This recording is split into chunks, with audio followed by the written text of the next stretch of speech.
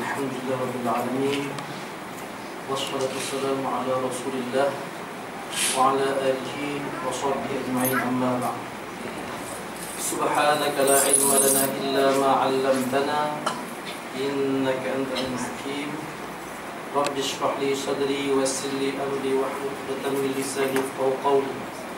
Yu'til hikmata man yasha' wa man yu'tal hikmata faqad utiya khairan katsiran wa ma yadhakkaru illa ulul albab.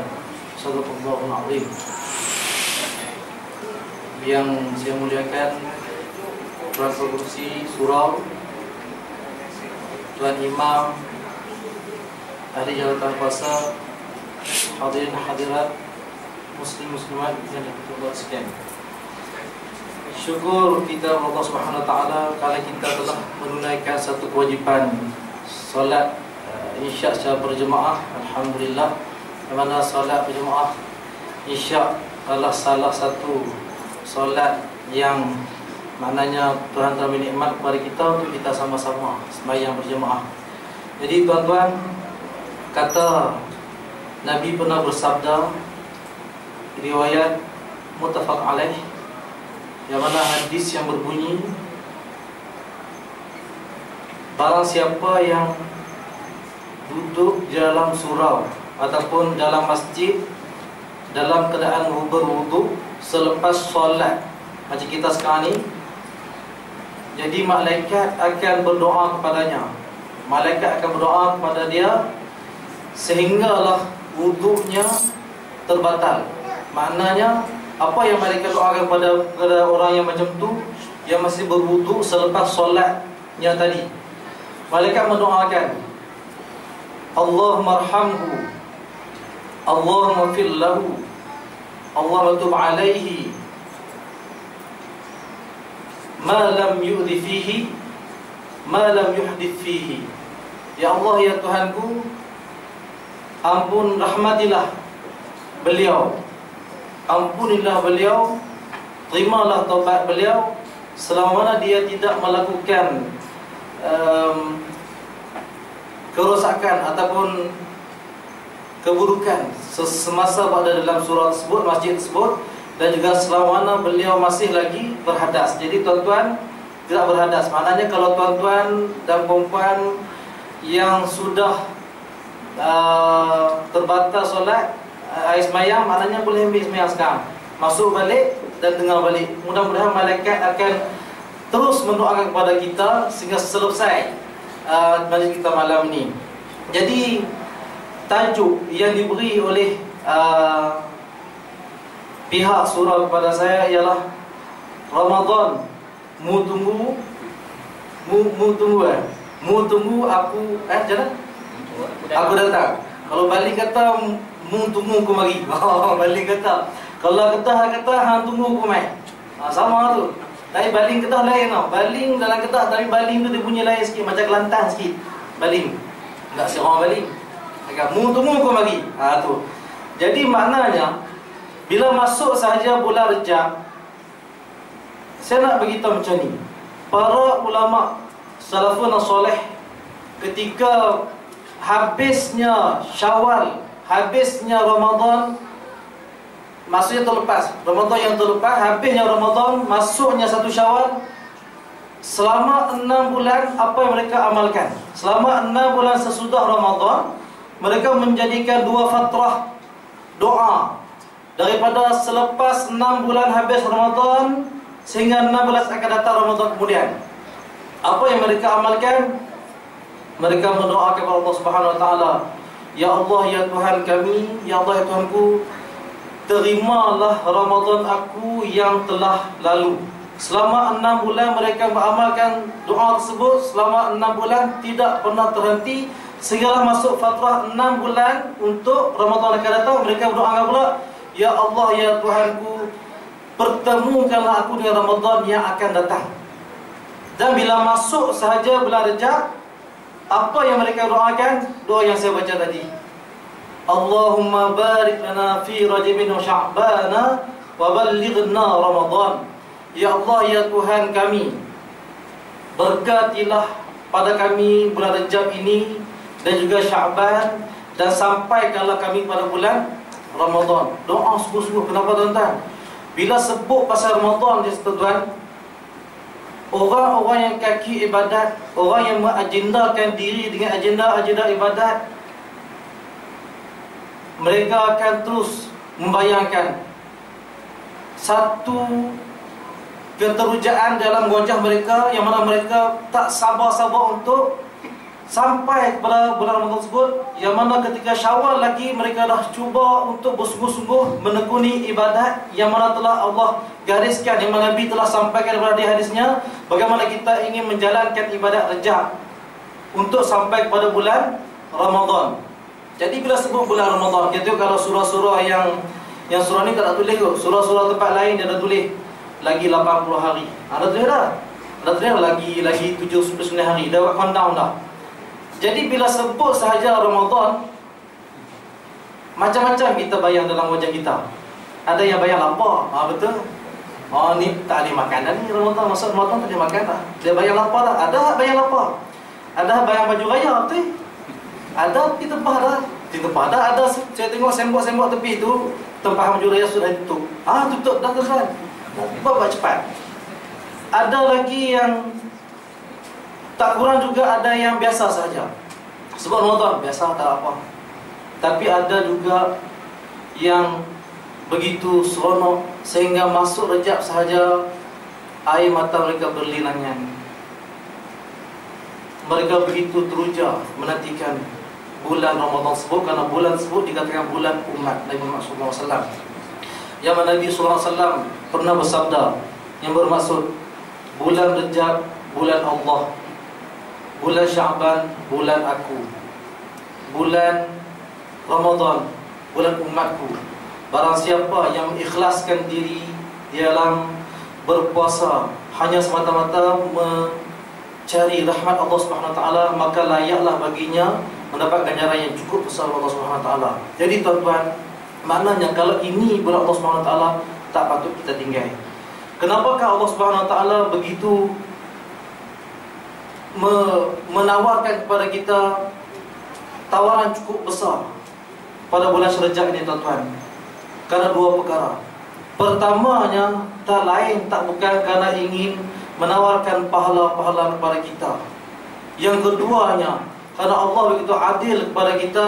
Dengan sikap adilnya, Allah Ta'ala ingin kita membiasakan diri ketika bulan Rejab ini untuk sampai kepada bulan Ramadan. Kalau Allah Ta'ala tidak memberi ganjaran pada kita, tak menawarkan pahala kepada kita, Tuhan kata, biasakan diri dengan puasa supaya kamu boleh masuk bulan Ramadan dengan mudah. Itu je, tak ada tawaran. Mungkin kita tak akan puasa, tapi Allah Ta'ala nak bagi ganjaran kepada kita dengan ganjaran yang cukup besar, berlipat kali ganda juga pada bulan Allah ini. Dengan membiasakan diri dengan berpuasa, ganjaran yang cukup besar Tuhan bagi pada kita tuan-tuan. Jadi rugilah kepada siapa yang tidak mengambil peluang bagaimana ingin menjalankan hari-hari, bulan-bulan yang sebelum datangnya Ramadan. Jadi apa yang dibuat oleh ulama-ulama tadi, salafun soleh, perlulah kita meniru dan perlu kita ambil di dalam hidup kita. Kita agendakan, kita merencanakan dalam hidup kita. Benarlah kata ulama, fatashabbahu illam takunu mithlahum innat tashabbuha bil kirami falah. Tirulah mereka. Tiru siapa tuan-tuan? Tiru ulama-ulama salafun soleh, para tabi'in. Illam takunu mithlahum, sekalipun kamu tidak setara dengan mereka. Tuan-tuan, kita tak boleh setara dengan mereka.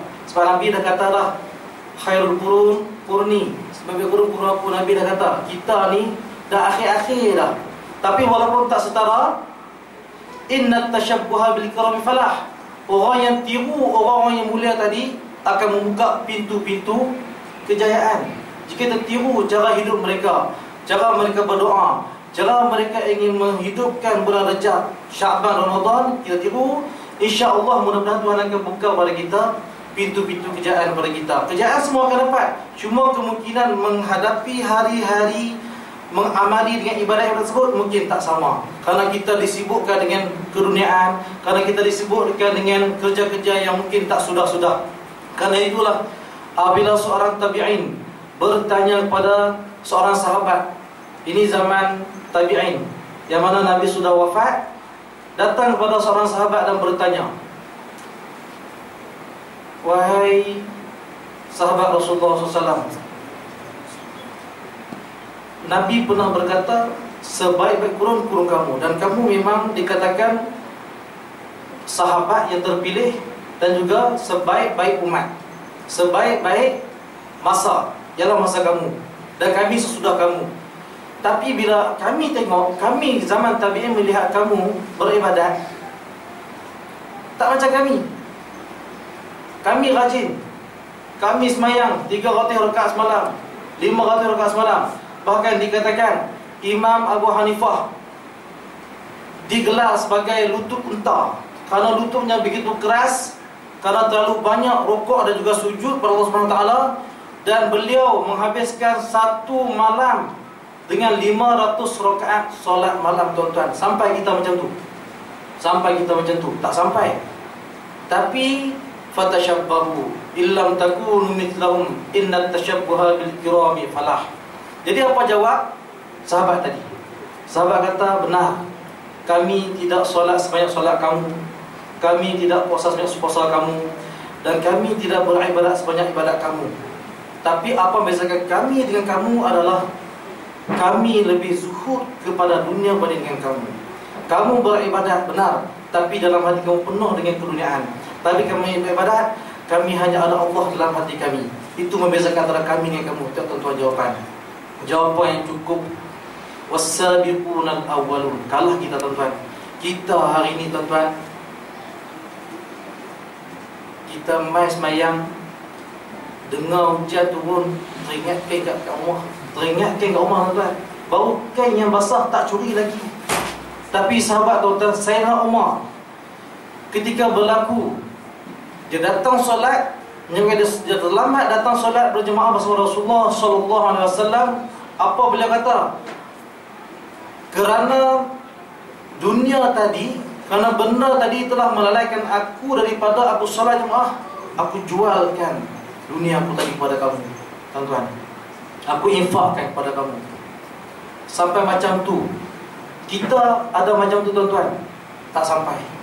Jadi apa perlu kita buat? Tiru mereka semampu yang mungkin. Dan tuan-tuan, bila masuk saja bulan Rejab, saya telah menggariskan apa yang saya dapat daripada rujukan-rujukan bagaimana kita ingin menjalankan ibadat-ibadat, acara-acara ketika bulan Rejab yang mulia ini, iaitu bulan Allah SWT. Antaranya kata cerdik pandai, kata para hukama, apa yang kita lakukan ialah perbanyakkan taubat kepada Allah SWT, mensucikan diri. Benarlah kata Nabi SAW, kembalilah kamu pada Tuhan kamu daripada dosa-dosa kamu, dan janganlah, jauhilah kamu daripada maksiat-maksiat di bulan mulia ini, iaitu bulan Rejab. Nabi minta kita perbanyakkan bertaubat. Dan kata ulama, taubat, setiap kali taubat, kita dah habis dosa kita, dah taubat apa lagi? Dan kata ulama, sebahagiannya taubat yang sebenar daripada dosa ialah sekali sahaja, dan seterusnya ialah menandakan syukur kita sebagai hamba kepada Allah Subhanahu Wa Taala. Sebab kita buat dosa hari ini, takkan nak buat dosa lagi esok, takkan kita niat nak buat dosa lagi esok. Jadi maknanya bertaubat lagi selepas itu, bertaubat selepas itu menandakan kita syukur kepada Allah Subhanahu Wa Taala. Benarlah apa yang berlaku pada Nabi SAW ketika baginda bangun pagi dan Sayyidina Aisyah, isteri baginda, mencari-cari baginda. Mana Rasulullah SAW, mana suamiku yang dicintai? Dia tengok, tak ada. Dan masa tu lampu tak ada, tuan-tuan. Dan Nabi pernah bersabda, dan ini antara sunnahnya, padamkanlah lampu kamu ketika tidur. Bukan lampu ni lah, ni lampu ni tak lah, lagi balik padam pula lampu, tak nampak apa-apa payah kan. Jadi maknanya waktu tu lampu dia pakai lampu.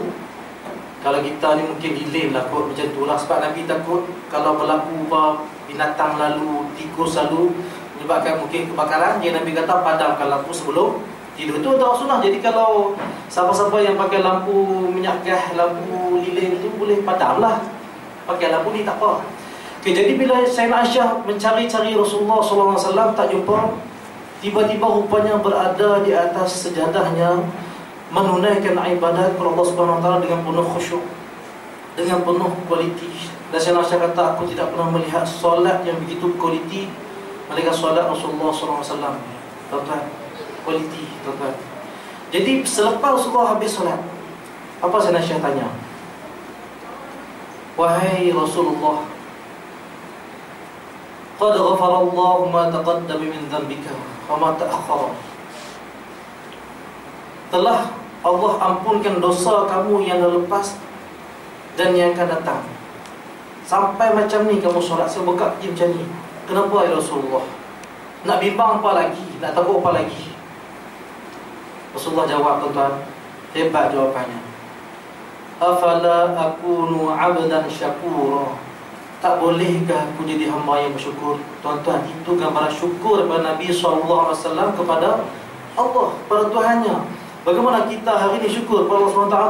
Kita semayang hari ini, tuan-tuan, start takbiratul ihram tu, sedar-sedar salam dah. Biasa, tuan-tuan. Saya kata kat saya sendiri ni, sedar-sedar salam dah. Berlaku macam tu. Tapi Nabi SAW, macam mana Sayyidina Abu Bakar, Sayyidina Umar, ketika bangun malamnya ingin melakukan solat malam, apa yang terjadi? Beliau hanya mampu membaca amma yatasaalun 'anil naba'il 'azim. Cukup setakat tu air mata keluar. Sampai subuh, tuan-tuan, sampai fajar. Tak sempat pun 2 rakaat. Hanya 1 salam sahaja. Hanya amma yatasaalun, begitu menghayati, begitu berkualiti dan begitu memahami apa yang dimaksudkan dalam Quran tadi. Jadi bagaimana kita yang begitu jauh dengan zaman Nabi, dan dahlah zaman Nabi kita dah jauh. Nabi dah kata khairul quruni, tapi kita dah jauh daripada Quran yang terbaik daripada Rasulullah SAW. Ibadat kita pun kita malas, tuan-tuan. Kita tengok macam mana Khalid bin Ma'dan. Khalid bin Ma'dan ni seorang ulama, seorang tabi'in yang mana cukup terkenal, orang kenal lah Khalid bin Ma'dan ni. Ketika berada dalam masjid, apa yang beliau katakan? Dia kata, kalau tak silap aku, di tiang itulah aku telah khatam Al-Quran sebanyak 40,000 kali. Kita tanya, tuan-tuan, 40 tahun kita hidup, ada tak 40 kali kita khatam Al-Quran? Kalau 40 kali tak banyak, tuan-tuan. Sebab kalau kita kira purata, baru setahun sekali. Sedangkan Imam Syafi'i mengkhatam Al-Quran lebih-lebih lagi ketika bulan puasa, 2 kali 1 hari. Macam mana, tuan-tuan? Kita tak kerja apa? Tak kerja apa, tak pergi kerja, minta cuti. Minta cuti sebulan tanpa gaji. Bertanpa gaji, lepas tu petang kena pergi buka bazar. Kalau tak, duit tak, sebab tanpa gaji. Jadi, tuan-tuan, 2 kali 1 hari. Khalid bin Ma'dan 40,000 kali di tiang tu sahaja. Dan kita hari ni 4 kali ada tak 40 tahun? 10 kali ada tak 40 tahun? La haula wa la quwwata illa billah. Macam mana kita nak mencapai syurga Allah Subhanahu wa taala? Tengok mereka, tuan-tuan, mereka mengajendakan agenda hidup mereka dengan beribadat, ta'abbud lillah Subhanahu wa taala. Sebab itulah mereka telah memahami ayat yang diturunkan oleh Allah Subhanahu wa taala. Wa ma khalaqtul jinna wal insa illa liya'budun. Tidak aku jadikan manusia dan jin kecuali untuk beribadat. Kita tu solat kira makan tu, bila solat kira yang tu. Sebab berapa ramai yang niat ibadat makan. Tak lain tak bukan niat kerana melunaskan nafsu kita yang berada dalam diri kita. Berapa ramai yang pakai kerana beribadat. Tu saya kira itu. Kita kira ibadat yang kita nampak, solat, puasa, zakat, haji dan sebagainya. Begitu, tuan-tuan. Orang tua dia kata gini, puasa penat, solat penat. Penat, tuan-tuan, solat. Haji lagi penat. Zakat pun penat juga. Tahajud penat. Alang-alang penat, ikhlaskan diri. Kalau tak, habis amalan kita. Sungguh, tuan-tuan, itu antara satu baru yang perlu kita lakukan di dalam bulan Rejab ini. Dan antaranya lagi, ulama minta kita perbanyakkan majlis-majlis ilmu supaya dapat menyedarkan para hadirin hadirat jemaah untuk mengetahui betapa pentingnya bulan Rejab sebagai satu bulan riyadhah untuk kita sampai kepada bulan Ramadan.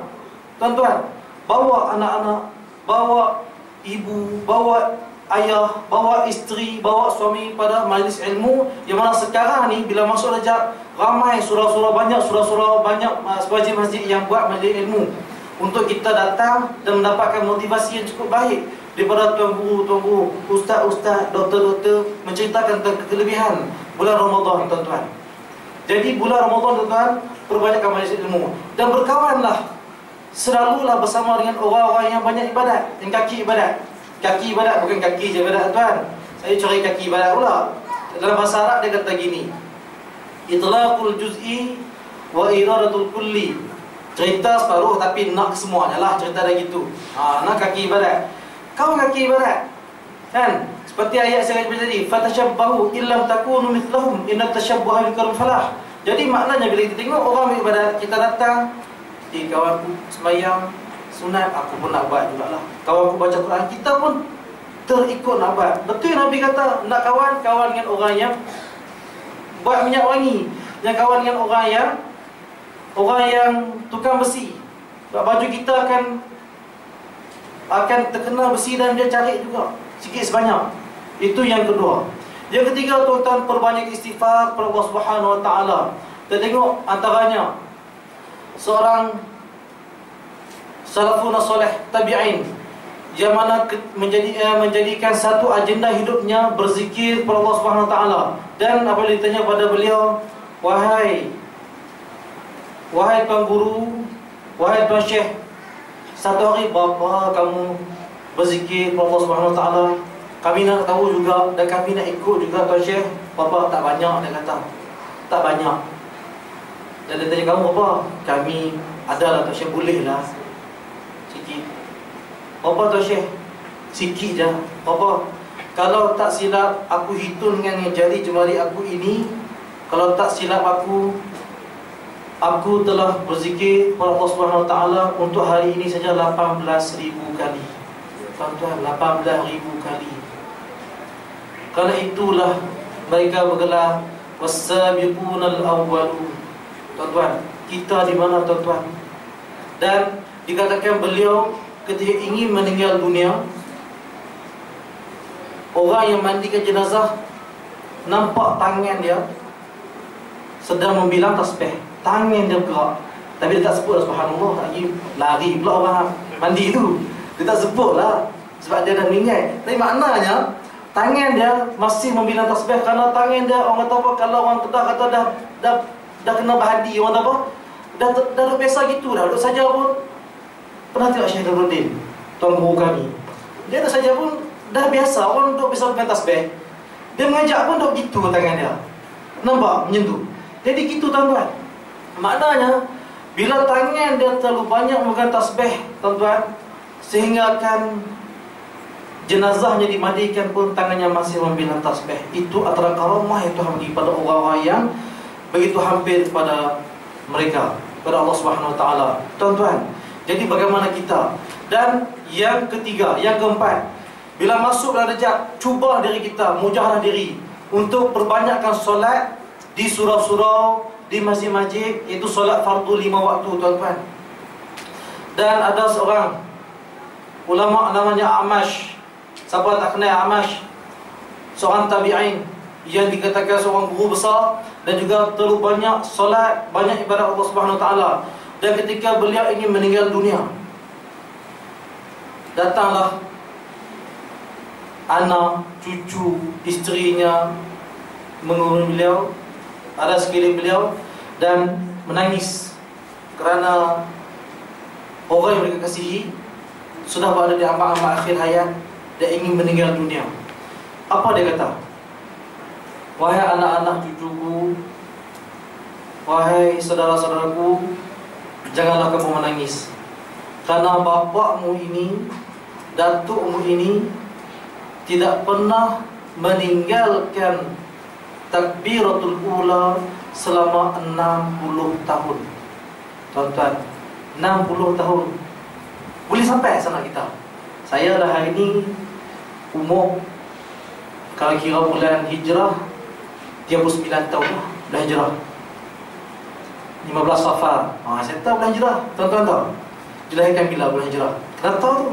Sebab Nabi dikira 63 tahun wafat bulan Hijrah. Ulama kata kalau kira bulan Masihi 61 tahun Nabi. 61. Jadi kita hari ni, saya kira-kira umur 39. Kita akan hijrah lah, tak macam nak kira tua sikit. Biar kita rasa tua tak apa. Daripada rasa muda kalau tak sedar diri. Dia rasa muda je tak mati-mati kita lah. Biar rasa tua tak apa, cepat mati.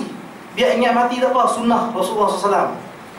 Jadi 39 saya fikir balik, kalau kata 60 tahun baru saya nak start hari ni. Ini bulan Rejab nak start hari ni. Oh, 99 umur. 99 baru cukup sama dengan Amash. Maknanya wasabiqunal awwalun. Saya tak nak kejar dia. Tak mampu nak kejar. Tapi saya buat.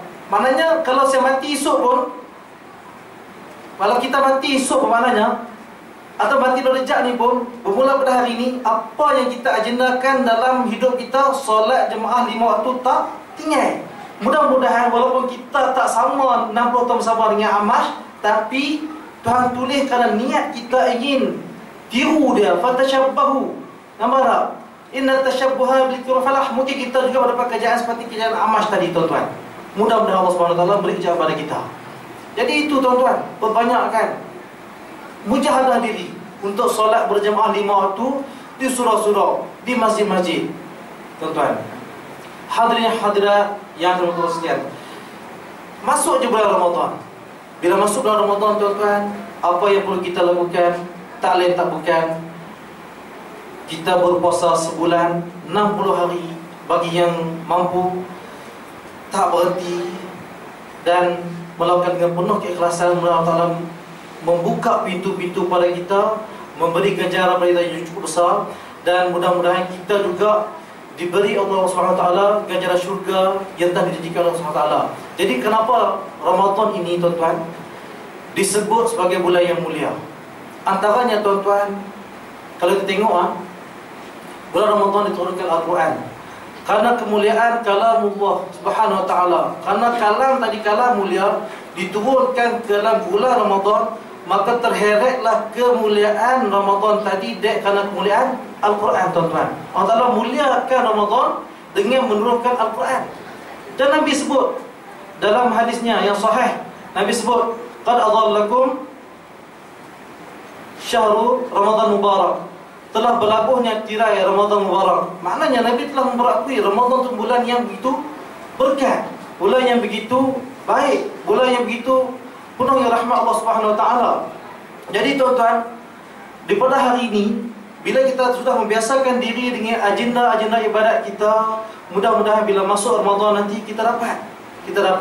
Dan Tuhan menyebut syahrul Ramadan alladhi unzila fihi al-Quran hudan lin-nas wa bayyinatin minal huda wal furqan.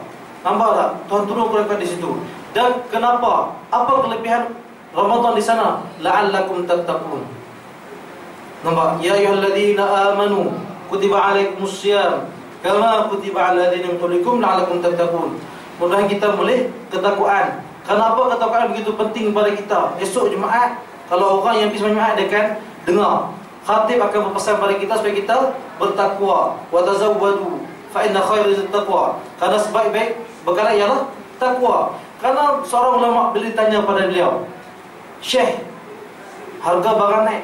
Ni soalan cerita yang betul, kan? Seorang ulama ditanya, Syekh, harga barang naik, apa yang perlu saya lakukan? Apa Syekh jawab? Bertakwalah kamu pada Allah SWT. Dia tak kata dia demo, contohlah contoh. Ataupun dia tak kata buat surat kat kerajaan semua ni. Dia tak kata, dia tak tuduh mana-mana pihak. Bertakwalah kamu.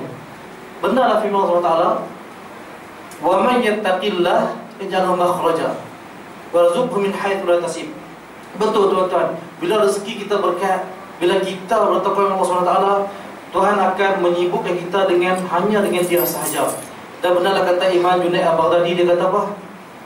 Tidak kamu sampai kepada Allah SWT melainkan hanya bersama Allah Subhanahu wa ta'ala, tuan-tuan. Dan akhir sekali, Ramadan ini merupakan bulan yang begitu mulia dan juga berkat, kerana di sana terdapat satu pintu syurga yang diberi nama Ar-Rayyan. Ar-Rayyan adalah nama pintu syurga, yang mana hanya orang yang berpuasa sahaja yang layak masuk ke dalamnya. Yang mana pintu tadi dibuka dengan sepenuhnya, dengan begitu luas, dan orang yang masuk ke dalamnya dan meminum air dalamnya tidak akan dahaga selama-lamanya. Dan saya teringat satu kisah tentang kepentingan minum air daripada cerita Rayyan tadi, yang mana kisah antara Muawiyah dan juga Amr As. Amr As datang menziarah Muawiyah bin Sufyan. Muawiyah ketika menjadi khalifah ketika itu. Dan apa yang Muawiyah tanya kepada Amr As, wahai Amr As, apakah cita-cita kamu? Dia tanya, apakah cita-cita kamu? Sembang, duduk saja sembang. Apa Amr As kata?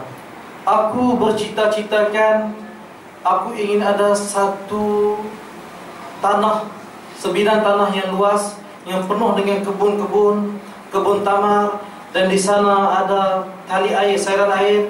Dan di sana aku boleh mengambil wudu, dan aku boleh hampakan sejarahku dan beribadat kepada Allah SWT di sana. Itu cita-cita Amr As. Dan begitu juga dengan Muawiyah bin Sufyan. Ditanya, apa cita-cita kamu? Dan beliau menceritakan kepada Amr As yang cita-citanya yang cukup besar. Akhirnya datang seorang pelayan Muawiyah yang bernama Wardah. Wardah datang pada Muawiyah, dan bila datang saja, apa kata Muawiyah? Wahai Wardah, kamu telah mendengar cita-cita kami. Kami nak tahu juga apa cita-cita kamu. Apa kata Wardah? Wahai Amirul Mukminin, cita-cita aku adalah aku ingin meminum segelas air sejuk ketika panas terik yang cukup dahsyat, semata-mata ingin membasahkan leher aku dan menghilangkan dahaga. Itu cita-cita tuan. Hebat jawapannya. Sehingga apa kata Muawiyah? Amr As, hari ini kita telah tewaskan oleh hanya seorang pelayan sahaja, tuan-tuan. Mana begitu pentingnya air. Hari ini alhamdulillah tuan-tuan, sudah tamat 63 hari kita. Kita tak sampai 3 hari lah, sebulan kan. Krisis air. Alhamdulillah tuan-tuan. Walaupun 2 hari tuan-tuan, tapi bila kita terlepas ni, bila kerajaan kata tamat, rasa macam raya. Tak raya lagi, rasa macam raya dah. Rasa Allahu Akbar. Rasa besar saya lah semua. Bila dia rasa macam seronok tak rasa? Tiba-tiba seronok, rasa lapan ada. Padahal ayat ada. Pasal apa? Sebab kita nak ikut ayat kita ni, bukan isteri kita. Rasa teruk ni. Kalau tak, nak ikut ayat setiap hari, Allahu Akbar. Jadi begitu pentingnya air pada kita tuan-tuan. Dan akhir sekali, sebelum saya akhir majlis ini, saya nak bawa satu kata-kata Imam Syafi'i ketika beliau diziarah oleh sahabat beliau atau murid beliau ketika beliau ingin menghembuskan nafas yang terakhir. Kaifa asbahta ya Abi Abdillah, ya Aba Abdillah. Sahabat dia tanya, bagaimana rasa kamu wahai Aba Abdillah? Kunyah ataupun laqab pada Imam Syafi'i ialah Aba Abdillah dia panggil, ya Abu Muhammad. Apa kata Imam Syafi'i? Ini ketika beliau dah nak meninggal dunia. Asbahtu minad dunya rahila wa minal ashabi tarika wa min ka'sil maniyati syariba wa lastu adri adkhul jannah aw nar. Tuan-tuan, seorang imam besar, seorang yang telah membuat begitu banyak jasa kepada umat, tapi jawabnya, aku merasakan tak lama lagi nak tinggal dunia ni, dan aku merasakan nak tinggal sahabat-sahabat aku, dan aku akan minum segelas kematian, dan aku tak tahu sama ada syurga atau neraka untuk aku. Jawab dia, aku tak tahu syurga atau neraka untuk aku. Kita dah jamin tuan-tuan. Tuan-tuan, 10 sahabat je yang jamin. Kita macam mana tuan-tuan? Kalau yang tak jamin ni tuan-tuan, macam tadi, buat semayang, puasa, zakat, buat yang ikhlas, buat betul-betul. Mudah-mudahan bulan Rajab ini di bulan yang baik untuk kita, bulan yang jadi langkah kita untuk kita masuk dalam Ramadan, sehingga Tuhan menerima Ramadan kita, dan sehingga kita dapat ketemu Ramadan. Dan mudah-mudahan Allah Ta'ala menerima Ramadan kita, dan Allah Ta'ala menjadikan Ramadan yang terbaik daripada hidup kita selama ini. Mudah-mudahan Tuhan. Sama-sama kita berdoa Allah SWT. Jadi saya rasa sampai sini saja untuk malam ni. InsyaAllah jika ada kelapangan lagi, kita boleh bertemu lagi. Aku boleh ada Assalamualaikum. Kita sedekahkan Al-Fatihah kepada, kita hadiahkan Fatihah untuk Nabi kita SAW. Kita hadiahkan Fatihah untuk para sahabat, keluarga baginda, tabi'in, guru-guru kita, mak ayah kita, kawan kita yang meninggal ataupun yang masih hidup. Al-Fatihah. A'udzubillahi minasyaitonir rajim. Bismillahirrahmanirrahim.